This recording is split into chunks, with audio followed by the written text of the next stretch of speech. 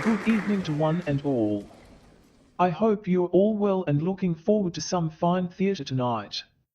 I am Hooter, the narrator, your host for tonight's fine festivities. As some of you may have deduced, tonight's titillation will be from the very first chapter of the very first adventure starring those two much beloved crime fighters, Sherlock Holmes and Dr. Watson. Sir Arthur Conan Doyle, the author, published A Study in Scarlet in 1887, 6 years after the events in the novel. And after publication, what happened? Diddly squat. Nothing. Not a sod. The readers were, apparently, unimpressed. They were unaware of the great literary legacy carefully unfolding before their eyes. History was being made, and they didn't give a toss. Ha, Victorians!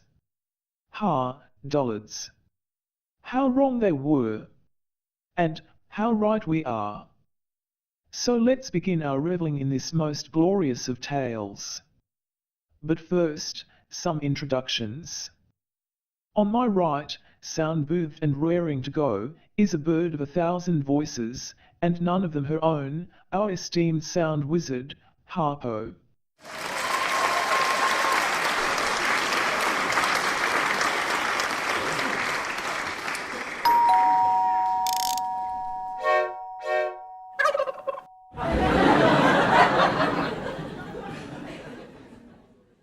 To my left is the gun-fighting, chain-smoking, bulldogging, ex-military medical practitioner, Dr. John H. Watson.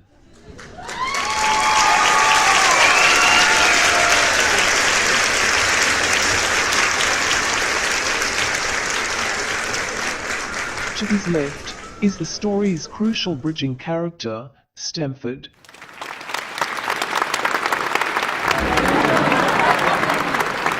Bless all you, except the cats. And now, let's all be quiet, as I begin a laborious, but necessary, exposition. In 1878, John Watson received his Doctor of Medicine degree from the University of London. Then proceeded to Netley Hospital to undertake a preparatory course for army surgeons. Having completed his studies there, he was duly attached to the 5th Northumberland Fusiliers as an assistant surgeon. His regiment was stationed in India at the time. But, before he could meet up with it, the Second Afghan War had broken out.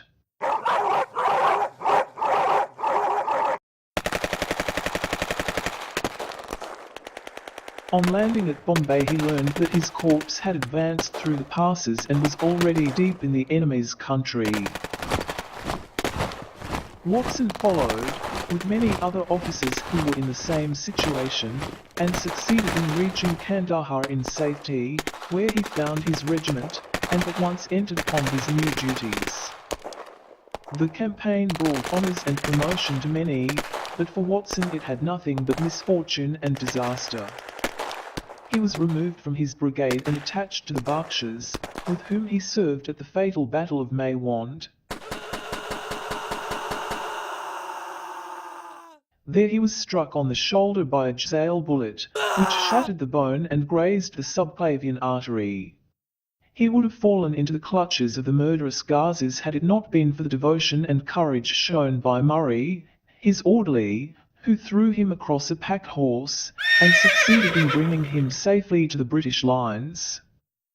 Worn with pain, and weak from the prolonged hardships which he had undergone, he was removed, with a great train of wounded sufferers, to the base hospital at Peshawar. Here he rallied. He had already improved so far as to be able to walk about the wards, and even to bask a little upon the veranda, when he was struck down by enteric fever, spit upon the ground. That curse of our Indian possessions. For months his life hung in the balance. And when, at last, the fever had broken, his body weak and emaciated, a medical board determined that not a day should be lost in sending him back to England. He was dispatched, accordingly, in the troop ship Florence and landed a month later on Portsmouth jetty, with his health irretrievably ruined, but with permission from the paternal government to spend the next 9 months in attempting to improve it. He had neither kith nor kin in England and was therefore as free as air, or as free as an income of 11 shillings and sixpence a day will permit a man to be.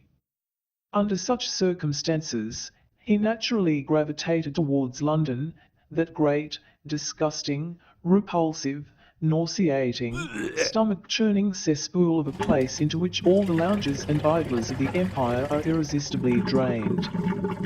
There he stayed for some time at a private hotel in the Strand, leading a comfortless, meaningless existence, and spending such money as he had, considerably more freely than he ought. So alarming did the state of his finances become, that he soon realized that he must either leave the metropolis and rusticate somewhere in the country, or that he must make a complete alteration in his style of living. Choosing the latter alternative, he began by making up his mind to leave the hotel, and to take up quarters in some less pretentious and less expensive domicile. On the very day that he had come to this conclusion, and the very moment he was standing at the Criterion bar, someone tapped him on the shoulder, and turning around he recognized young Stamford, who had been a dresser under Watson at Bath's. The sight of a young, virile, friendly face in the great wilderness of London was a pleasant thing indeed for this lonely man. Although, in the good old days, Stamford had never been a particularly close crony of Watson's, but now, Watson hailed him with enthusiasm, and young Stamford, in his turn, appeared to be delighted to see Watson. Oh, Stamford. Watson. Oh, Stamford. Watson. Oh, Stamford. In the exuberance of Watson's joy, Watson asked Stamford to lunch with him at the Holborn. Stamford. Oh, Stamford. Will you have lunch with me at the Holborn? Yes, sir. I will, sir. Watson, I will.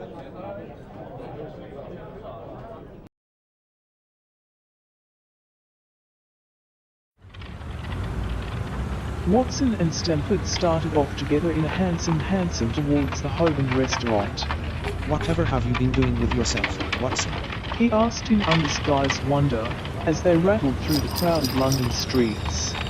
You're as thin as a lath and as brown as a nut. Watson recounted his life story, which we've edited out because it doesn't have Sherlock Holmes in it. Let's move on to the restaurant.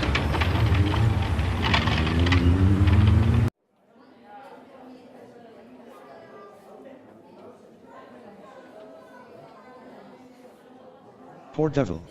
What a pitiful life story you have. So, what are you up to now? Looking for lodgings. I'm trying to solve the problem as to whether it is possible to get comfortable rooms at a reasonable price. That's a strange thing. You are the second man today to use that expression around me. Oh. And who was the first? A fellow who is working at the chemical laboratory up at the hospital. He was bemoaning to himself this morning because he could not get someone to go halves with him in some nice rooms he had found, and which were too much for his purse. By Jove.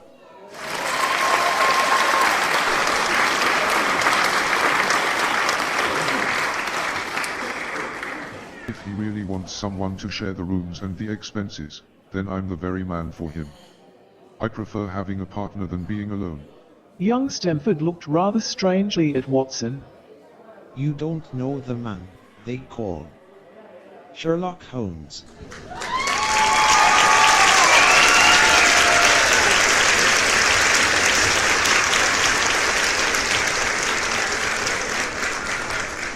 Perhaps you wouldn't care for him as a constant companion. I need more than a one-night stand, my good fellow. Then again, I suppose you're right. I don't want to get involved with any high-maintenance flatmates. Being called into the police station at ungodly hours is not for me. So, thanks anyway. I guess I'll look elsewhere. Then again, why'd you say that? What's there against him? Oh, I didn't say there was anything against him. He is a little queer. Cough. In his ideas. I mean, he's an enthusiast in some branches of science. So, as far as I know, he's a decent fellow enough. A medical student, I suppose. No, I have no idea what he intends to go in for. I believe he is well up in anatomy, and he is a first-class chemist, but, as far as I know, he has never taken out any systematic medical classes. His studies are very desultory and eccentric, but he has amassed a lot of out-of-the-way knowledge which can astonish his professors. Did you never ask him what he was not going in for? No, he is not a man that's easy to draw out. Though, he can be communicative enough, when the fancy seizes him. Well then, I should like to meet him. If I am to lodge with anyone, I should prefer a man of studious and quiet habits. I'm not strong enough yet to stand much noise or excitement. I've had enough of both in Afghanistan to last me the remainder of my natural existence. How can I meet this friend of yours? He is sure to be at the laboratory. He either avoids the place for weeks, or else he works there from morning to night. If you like, we shall drive round together after luncheon. Certainly.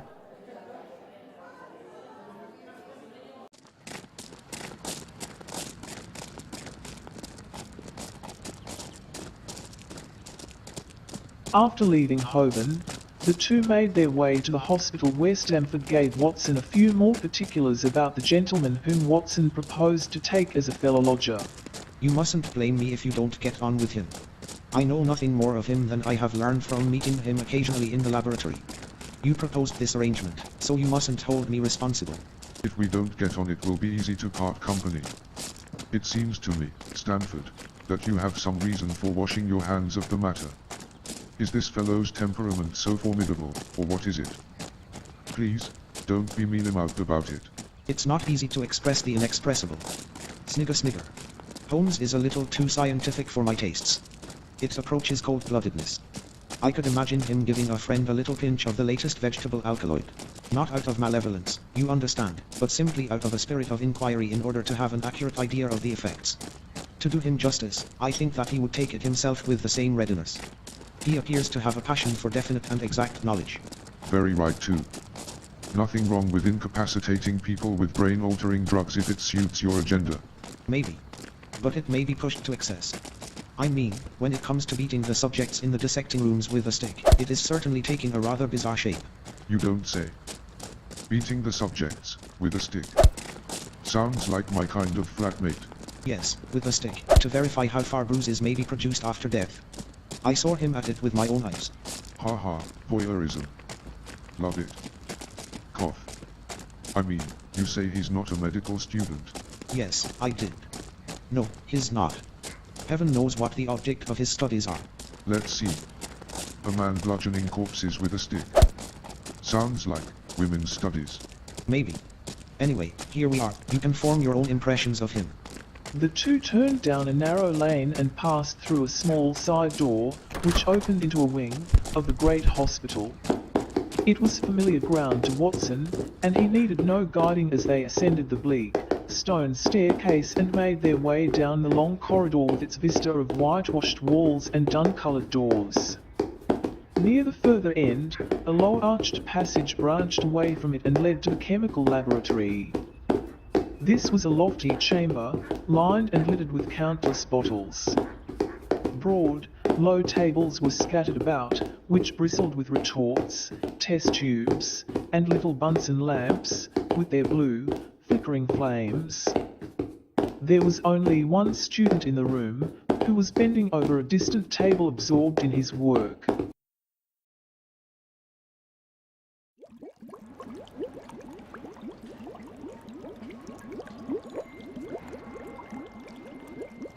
Inside the chemical laboratory, a lone figure was absorbed in his work.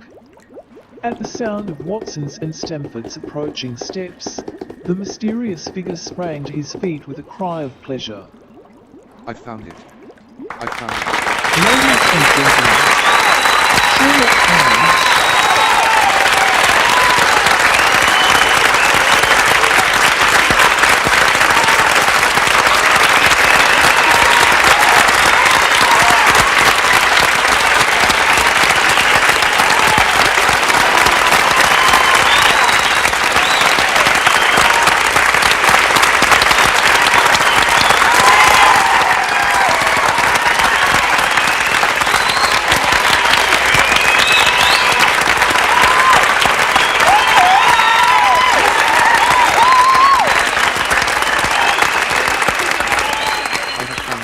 which is precipitated by hemoglobin, and by nothing else.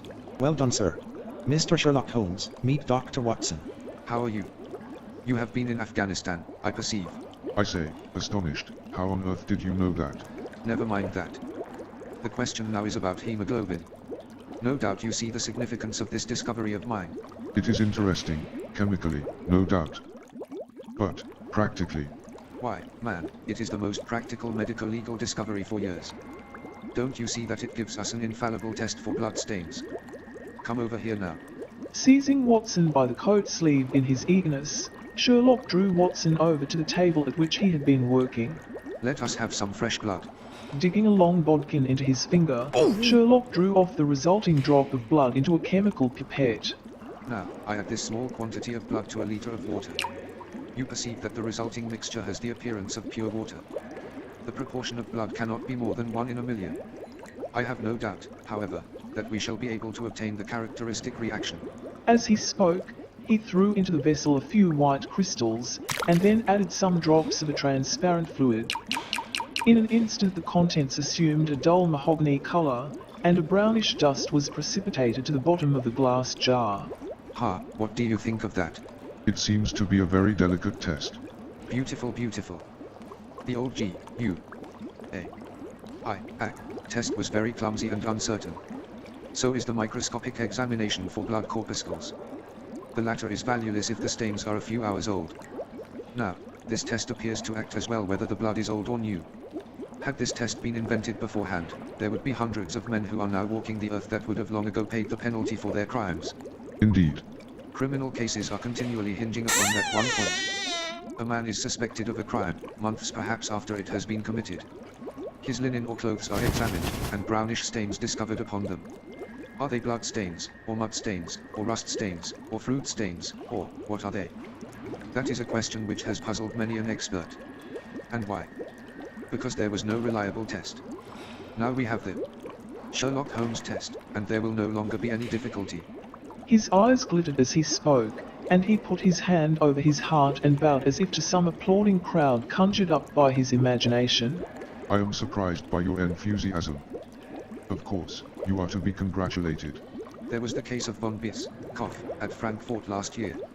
He would certainly have been hung had this test been in existence. Then there was Mason of Bradford, and the notorious Muller, and Lee, V. Ree of Montpellier, and Samson of New Orleans. I could name a score of cases in which it would have been decisive. You seem to be a working calendar of crime, chuckle chuckle.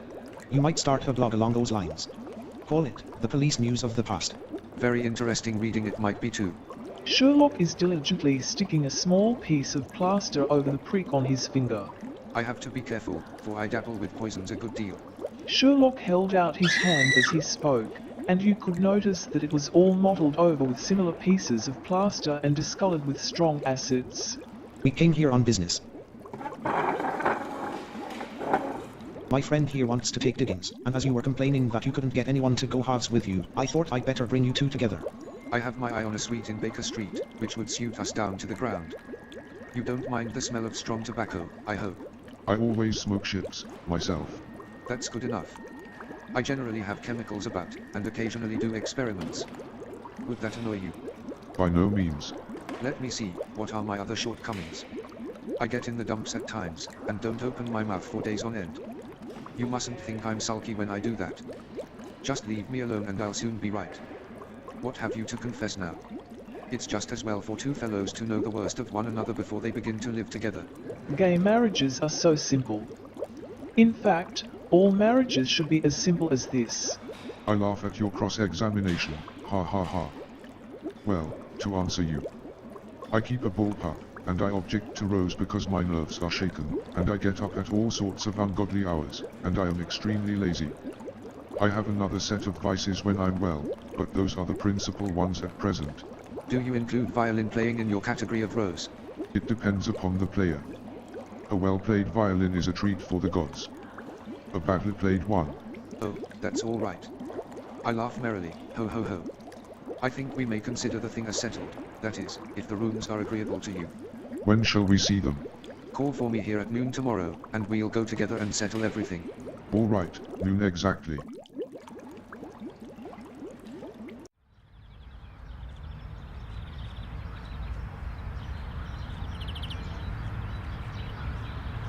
Watson and Stamford left Sherlock to work amongst his chemicals. On the way to Watson's hotel room, Watson suddenly stopped and turned to Stamford. By the way, how the deuce did he know that I had come from Afghanistan? That's just his little peculiarity. A good many people have wanted to know how he finds things out. Oh. A mystery is it? This is very piquant. I am much obliged to you for bringing us together. The proper study of mankind is man, you know. Then you must study him. You will find him a naughty problem though. I'll wager he learns more about you than you about him. Have a good journey. Goodbye. Watson continued his stroll on towards his hotel room, considerably interested in his new acquaintance. Ladies and gentlemen, this is the end of Chapter 1.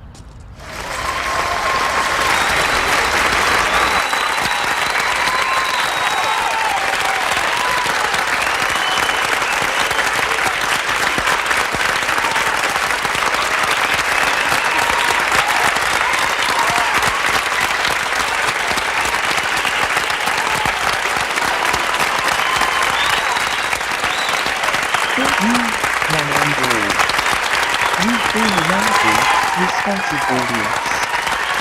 Please watch and listen to public notice at the end of this video. We look forward to your company at our next installment of A Study in Scarlet. Good night and stay safe.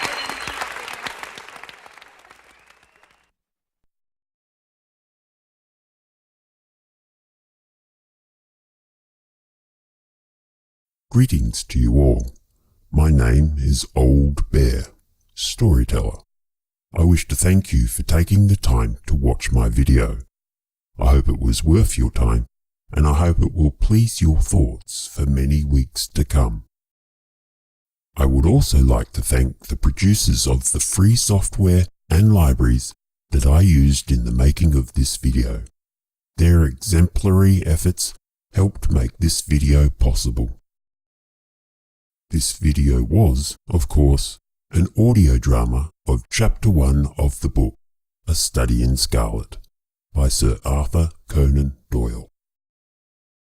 My goal is to make an audio drama video for each of the 14 chapters, one chapter each calendar month. If you would like to help me achieve this goal, then there are a number of ways you can do so. Firstly, simply share this page's link with your friends, family, cohorts, consorts, acquaintances, nemesis, or complete strangers. The more people who know about this video, the more people will be found that can support me financially. Secondly, am I really going to number all of these? I guess I am. Secondly, please leave a comment. If the powers that be see lots of activity associated with my campaign, then they are more likely to give it more prominence in their search engines. It will go a-trending. Your comment doesn't need to be much. It could be just, hi, or a giggle,